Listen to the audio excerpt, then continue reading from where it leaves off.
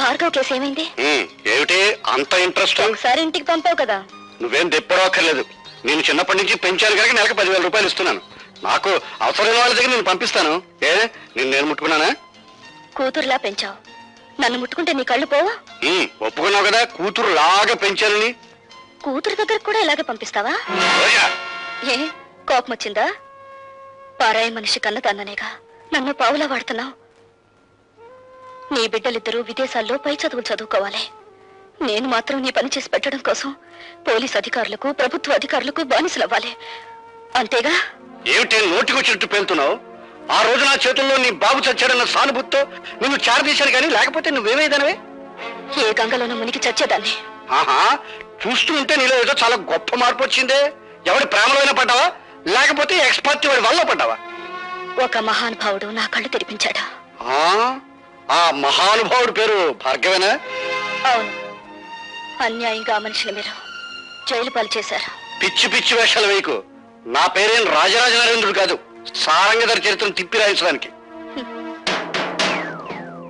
ఏరా, దాన్ని కంటికి రెప్పలా కనిపెట్టుకుంటారా అంటే ఆ భార్గవ్ గారి మీద మనసు పెట్టుకున్న సంగతి నాకు ఎందుకో చెప్పలేదు. నిన్ను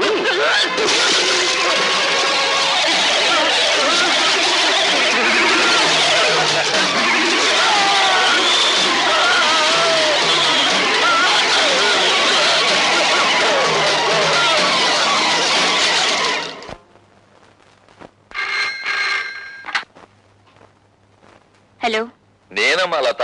ఏడు బాబాయ్? నీకు గుడ్ న్యూస్. భార్గవ ఈవేళ విడుదలవుతున్నాడు.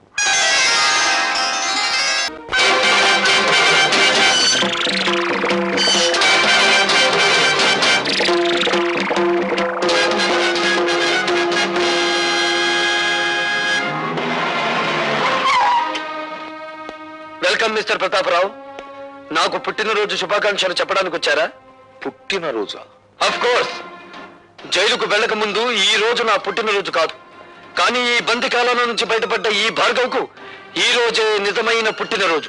మిస్టర్ భార్గవ, ఒక నిర్దోషి దోషిగా జైలు గోడల మధ్య శిక్ష అనుభవించి బయటకు వస్తే అతని మానసిక ప్రవృత్తి ఎలా ఉంటుందో ఒక పోలీస్ ఆఫీసర్ గా నేను ఊహించగలను. ప్రవృత్తిని ఊహించగలరేమో గాని ఈ రోజు నుంచి నా వృత్తిని మాత్రం మీరు ఊహించలేరు.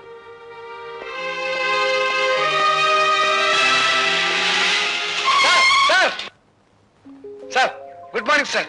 ఈ రోజే కదా మా భార్గవ్ రిలీజ్ అయ్యింది. భార్గవ్ రిలీజ్ అయి వెళ్లిపోవడం కూడా జరిగింది. ఏడు బాబాయ్ నువ్వు అనేది? భార్గవ వెళ్ళిపోయాడా? ఎటు వెళ్ళాడు సార్? భార్గవ ఆవేశంలో ఉన్నాడు. ఆవేశంలో ఉన్నవాడు ఏ దిక్కుకు వెళ్తాడో ఎవరు చెప్పగలరు? వాడెవడో జైలు నుంచి వస్తున్నాడని మమ్మల్ని పుట్టింటి పంపించేస్తారటండి. మా తమ్ముడు ఉద్యోగ ప్రయత్నంలో ఉన్నాడు కదా, కనీసం వాడైనా దగ్గర ఉంచుకోండి. ఏమే అవతల పొజిషన్ థ్రిల్ అయిపోతుంటే ఇంకా పురాణం చెప్తూ కూర్చుంటావంటే నువ్వు కారు ఎక్కువ చేసుకో. 4 రోజులు గడిచినాయి అంటే గతం మర్చిపోతాడు, అన్ని గొడవలు సర్దుకుంటాయి. ఇవేం కంగారు మీ అమ్మగారి పురాణం మీద కొత్త అయినట్టు సొత్త కూకుంటావేట్రా పోనీ. చాలండి సంబరం.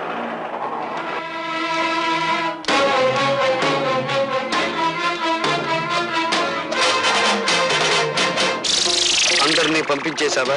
పంపించేశాను. పిచ్చిగాడిదే, నిన్ను చంపితే సాక్ష్యం కూడా లేకుండా చేసుకున్నావు కదరా. నన్ను చెప్తావా? అమ్మో, ఎవడైనా ఎవరి నుంచి అయినా తప్పించుకోవచ్చు కానీ ఈ భార్గవరాముడి చేతుల్లో నుంచి తప్పించుకోలేరురా. నేను నీ పాలిటి మృత్యు దేవత.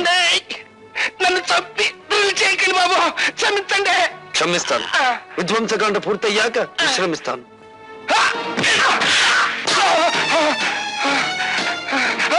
ఈ పిచ్చ కదరా నీ దగ్గర లంచంగా తీసుకున్నానన్నావు. ఈవీసీఆర్ టీవీలో కదరా నాకు లంచంగా ఇచ్చానని చెప్పావు. ఈసారి కదరా నేను అవినీతితో తీసుకున్నానన్నావు.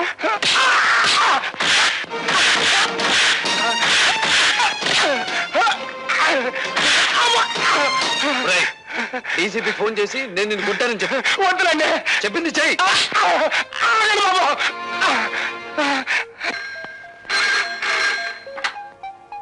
హలో, నమస్కారం. నేను డీసీపీ గారు, నేను సదానందాన్ని మాట్లాడతాను.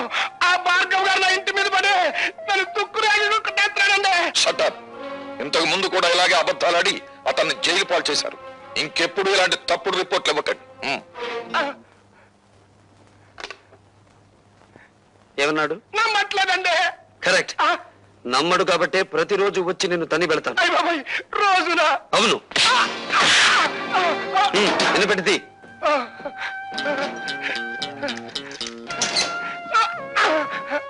ఇది నువ్వు నాకివ్వని ఫ్రిడ్జ్, వీసీఆర్, టీవీ, ఫ్యాను కొనుక్కోవడానికి కావలసిన డబ్బు. ఇది ఇంటల్లుడిలా నిన్ను ఇంటికొచ్చి కొట్టిపోవడానికి మోటార్ సైకిల్ కొనుక్కోవడానికి కావలసిన డబ్బు. అంటే మా అల్లుడికి మా అమ్మాయికే గొలుసుకొని పెట్టలేదండి. అలాగా? ఏ అమాయకురాల్ని మోసం చేసి కేసులో నన్ను ఇరికించావు ఆ పిచ్చి కూతురికి డైమండ్ నెక్లెస్ కొనుక్కోవడానికి కావలసిన డబ్బు. ఎలా ఉంది మన థ్రిల్లు? అసలు థ్రిల్ అంటే ఎట్టుంటుందని ఇప్పుడే తెలిసిందండి. వస్తా. అండి మీకంటే బంజిపోట్లేనివ్వండి బాబు. అన్నయ్యడండి? ఊరంతా వెతికాను, ఎక్కడ కనిపించలేదు. కనిపించలేదా? అసలు జైలు నుంచి విడుదలయ్యాడా? అయ్యాను. నేను విడుదలవటమే కాదమ్మా, చట్టం గొడుగులో న్యాయం ముసుగులో బందీగా ఉన్న ఈ వ్యవస్థకు గుణపాఠం చెప్పబోతున్నాను.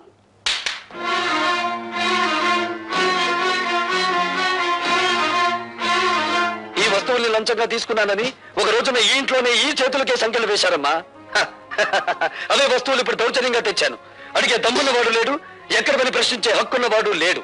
హక్కున్న వాళ్ళ మేమున్నాను రా. నువ్వు చెడిపోయి తీసుకొచ్చిన ఈ వస్తువులన్నీ స్వీకరించడానికి మేము సిద్ధంగా లేవు. నువ్వు వట్టి బోడా శంకరుడివిరా. ఇన్నేళ్ల నుంచి ఆటో నడుపుతున్నా నువ్వు నీ భార్య మెడలో చిన్న బంగారు గొలుసైనా చేయించగలిగావా? నేను చూడు, జైలు నుంచి బయటపడ్డ కొన్ని గంటలు తిరగకుండా నా చెల్లెలికి కొన్ని వేలు విలువ చేసే బంగారపు నెక్లెస్ తీసుకొచ్చాను, ఈ ఖరీదైన సామాన్లు తెచ్చాను. ఇంకా అన్నయ్య ఇవన్నీ ఎక్కడివి? నిజం చెప్పాలంటే దోపిడి, అబద్ధం చెప్పాలంటే ఏ ఆగిపోయారే? చెప్పండి. అబద్ధాలు చెప్పడంలో మీరు ఆడితేరిపోయారు కదా. ఒకసారి జైలుకి వెళ్ళి వచ్చిన వాడిని కదా, అనుభవం పెరిగింది. ఇంకా మీ బుద్ధి పెడత్రోవలు పట్టకముందే దాన్ని సక్రమ మార్గంలో పెట్టాలి. పదండి. లత, ఏమిటిది? మీరు రాకపోతే నా మీద ఒట్టే. పదండి. హలో రాభాగవ, కూర్చో. సిడాం. ఎందుకో రమ్మన్నారట? ఉద్యోగం కోసం నిన్న ఒకసారి ఇంటర్వ్యూ చేశాను, మరొకసారి ఇంటర్వ్యూ చేయాలని రమ్మన్నాను. నేను ఇంటర్వ్యూలకు వెళ్ళకూడదని నిర్ణయించుకున్నాను. ఈ ఇంటర్వ్యూ ఉద్యోగం కోసం కాదు భార్గవ, నీ జీవిత భాగస్వామిని ఎంచుకోవడం కోసం.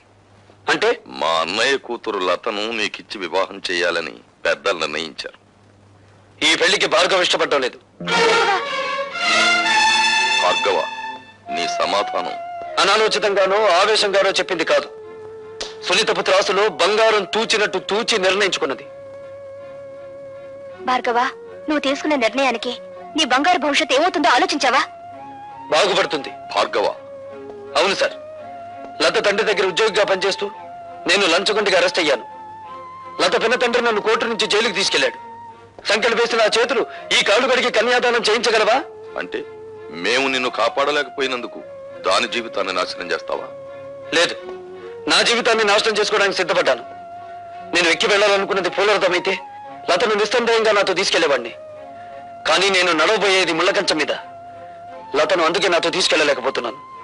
నీ నిర్ణయం నువ్వు తీసుకుంటే నేనేం కావాలి? మరో మనిషిని పెళ్లి చేసుకో. మరో మనిషిని పెళ్లి చేసుకోవాలా? ఎంత తేలిక అన్నావు భార్గవ. నువ్వు నా శ్రేయస్ కోరే చెప్తున్నావా? నీ శ్రేయస్సు కోరుకోకపోతే వెంటనే నేను పెళ్లి చేసుకునేవాడిని. నిన్ను నీ ఆస్తిని ఇష్టం వచ్చినంత వరకు అనుభవించి నా దారిని నేను వెళ్లి కసి తీర్చుకునేవాడిని. ఎవరి మీద నీ కసి? సమాజం అంటూ ఉంటే నేను అందులో భాగస్తుణ్ణి, సంఘం అంటూ ఉంటే నేను అందులో ఒకణ్ణి. అందుకే వ్యక్తిగతమైన కక్ష పెంచుకున్నాను. నా భవిష్యత్తుని, నా తండ్రి ప్రగతిని నాశనం చేసిన ఆ రాజశేఖరం మీద పగ తీర్చుకుంటాను. పగ తీర్చుకుంటే ఏమొస్తుంది? పెళ్లి చేసుకుంటే ఏమొస్తుంది? భార్య, కాపురం, బిడ్డలు, జీవితం, సుఖ సంతోషాలు. ఇవన్నీ నిజమైతే మీరెందుకు పెళ్లి చేసుకోలేదు? తడుముకోవద్దు. తడుముకున్నా మీకు సమాధానం దొరకదు మిస్టర్ ప్రతాపరావు. పెళ్లి చేసుకుంటే మనిషికి శారీరక విశ్రాంతి లభిస్తుంది, పగ తీర్చుకుంటే మానసిక విశ్రాంతి లభిస్తుంది. మిస్టర్ భార్గవ, రాజశేఖరం చనిపోతే అతని కుటుంబమే నష్టపోతుంది. కానీ నీలాంటి అభ్యుదయవాది చెడిపోతే సమాజం నష్టపోతుంది.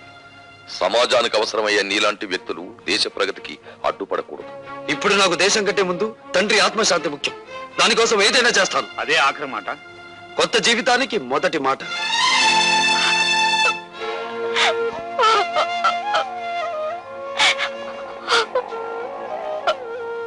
ఊరుకోమా, ఊరుకో. అతను ఎంత చెప్పినా వినే మనిషి కాడమ్మా. ఆవేశం చల్లారిన తర్వాత అతనే తిరిగి వస్తాడు.